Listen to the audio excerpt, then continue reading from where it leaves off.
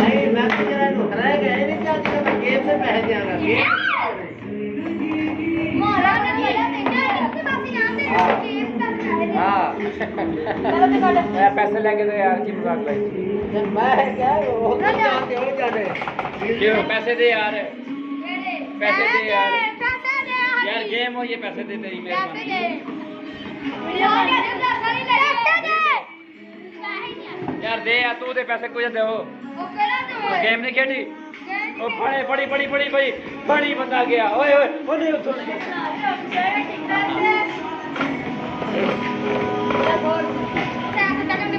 चलो